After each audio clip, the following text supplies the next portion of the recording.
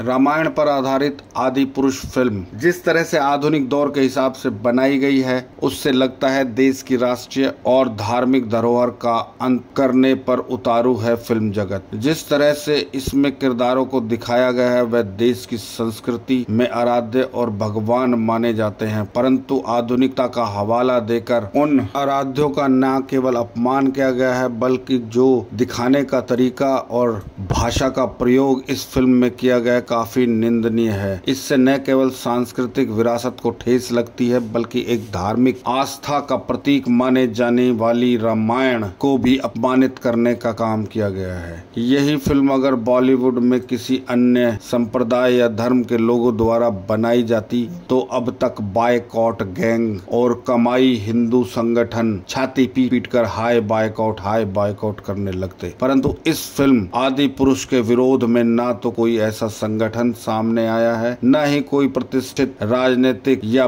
Bharatiya Janata party सत्तारूढ़ party का कोई प्रतिनिधि सामने आकर बयान दे रहा है, क्योंकि यह किसी अन्य धर्म के लोगों द्वारा नहीं बनाई गई। जब केरला स्टोरी का वक्तव्य देने वाले राजनीतिक लोग सामने आ सकते हैं जबकि उसके तथ्यों का कोई भी प्रमाणित सत्य नहीं है, परंतु यह फिल्म आदि पुरुष हमारे आराध्य राम पर आधारित है, उसके बारे में कुछ भी बोलने से कतरा रहे हैं। देश के प्रधानमंत्री तक ने चुनावी भाषण में केरला स्टोरी फिल्म का जिक्र अपने मुख मंडल से किया था, परंतु आदि पुरुष के मामले में उन्हें भी मौन धारण करना पड़ा। अपने आराध्य की याद नहीं आई जो कि पार्टी के आराध्य भी माने जाते हैं और भारतीय जनता पार्टी राम नाम पर ही चल रही है, जहां राम मंदिर का निर्माण उनके द्वारा कराया जा रहा है, परंतु रामायण का इस तरह अपमान होना उनके लिए कुछ गलत नहीं। इस तरह की फिल्में बनाने की आजादी नहीं होनी चाहिए। किसी अन्य धर्म व संप्रदाय के धर्म गुरु या आराध्यों के बारे में आज तक बॉलीवुड ने ऐसी हिमाकत नहीं की। इस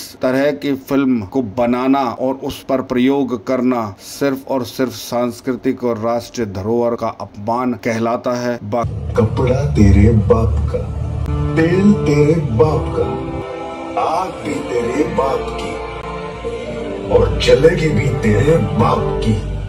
अभिव्यक्ति की आजादी इस तरह की आजादी नहीं दे सकती जिससे देश की अस्मिता और उसकी संस्कृति को ठेस लगे, क्योंकि ये रामायण किसी के बाप की नहीं है और संस्कृति किसी की धरोहर नहीं है। इसको बिगाड़ने का किसी को कोई अधिकार नहीं है। जिस तरह से धार्मिक ग्रंथ मूल स्वरूप होने चाहिए, उनकी विवेचना भी रामानंद सागर जैसे महान व्यक्ति ने जिस तरह से की उस तरह से ही की जानी चाहिए, अन्यथा किसी को अधिकार नहीं होना चाहिए कि वह इस तरह की फिल्म बनाए जो कि राष्ट्रीय संस्कृति और धरोहर से जुड़ी हो।